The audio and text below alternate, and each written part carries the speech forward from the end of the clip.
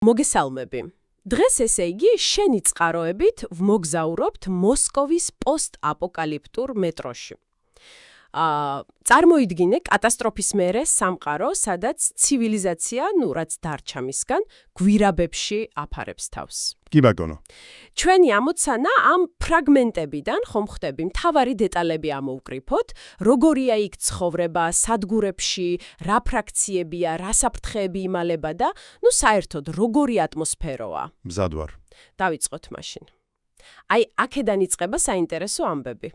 პირველი რაც თვალშისაცემია წყაროებიდან ეს სადგურებია, ანუ როგორ გადაიქცენ ისინი, თავშესაფრებად, ციხესიმაგრებად.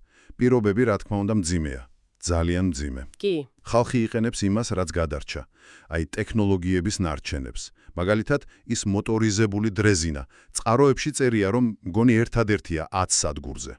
წარმოუდგენელია. და ვირთხებისგან თავის დაღწევის შანსი იძლევა.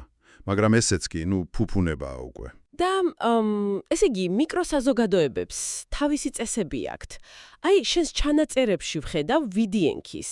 თავისი ჩაით ყოფილა ცნობილი. აჰა. იმდენად, რომ ჰანზას ყურადღებაც მიუქცევია. წარმოიდგინე ჩაი, როგორც სტრატეგიული რესურსი. ზუსტად. ვალუტა, ხომ საერთოდ, კალაშნიკოვის ვაზნები. ეს თავისთავად ბევრს ამბობს, არა, პრიორიტეტებზე. კი, ნამდვილად. და ეს პრიორიტეტები ჩანს უსაფრთხოებაშიც. კაროები პირდაპირ პლატფორმებზე. მუდმივი შიში ხანძრის.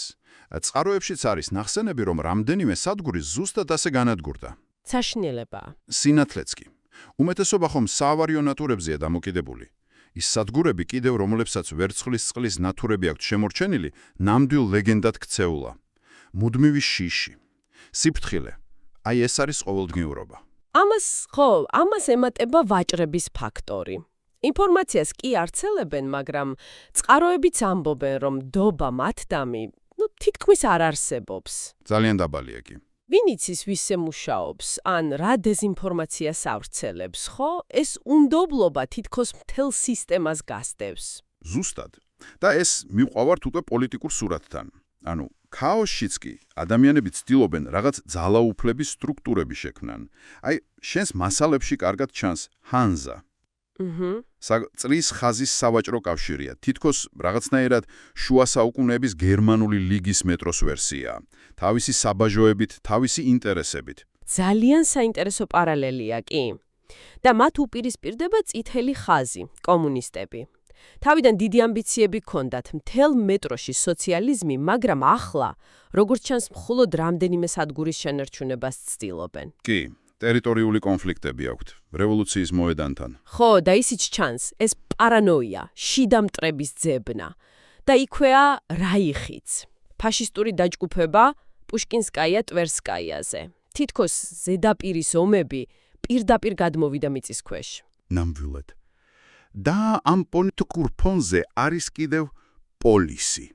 ეს ცოტა სხვანაირი სტრუქტურაა, ცოდნის დამცველთა კასტური საზოგადოებაა თითქოს. ბრაჰმანები, ქშატრიები აფასებენ ცოდნას. აჰა. ჰყავთ სტალკერები, რომლებიც ზედაპირზე ადიან წიგნების მოსაპოვებლად. ეს ცოტა, იმედის მომცემია ამ სიგნალებში, არა? ცოდნის შენარჩუნების მცდელობა მაინც არის. იმედის ნაპერწკალია კი, მაგრამ გვირაბების კოშმარი შეიძლება ამასაც მოერიოს. წყაროები მართლა საშინელ სურათს ხატავენ. მუტანტებით დავიწყოთ.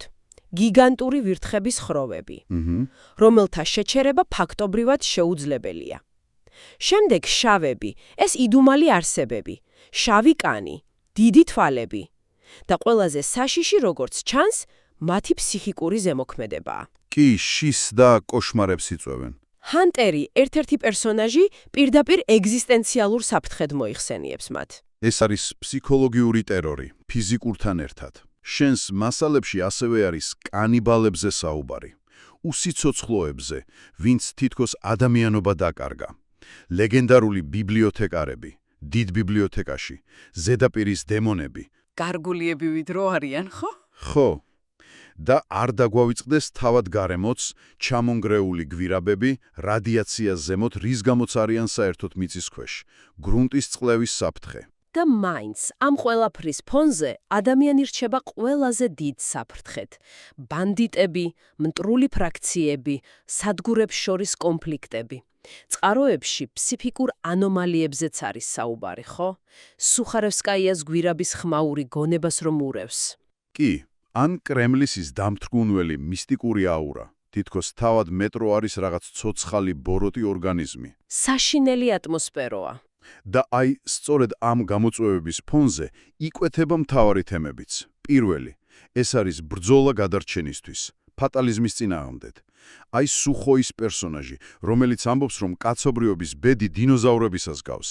კი, განწირულიაო, ფაქტობრივად. ხო.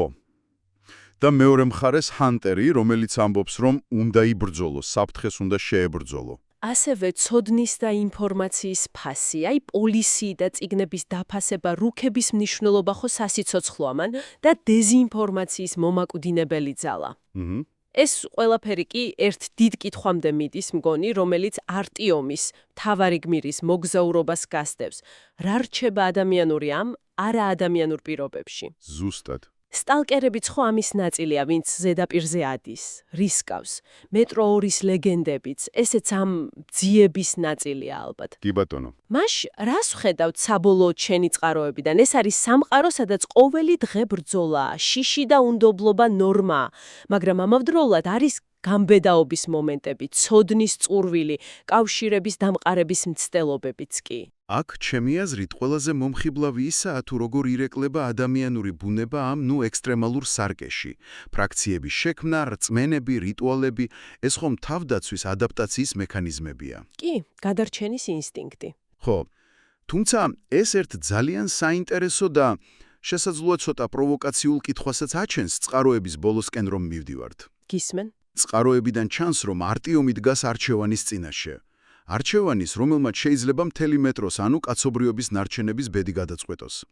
ის ებრძვის შავებს, როგორც საფრთხეს. კი. მაგრამ რა თუ ეს საფრთხე სინამდვილეში არა მტერი, არამედ, რა ვიცი, ევოლუციის შემდეგი ჩვენთვის უცხო საფეხურია. იქნებ მათი განადგურება არ ახსნა, არამედ ტრაგიკული შეცდომა იყოს. შენ რას ფიქრობ ამაზე?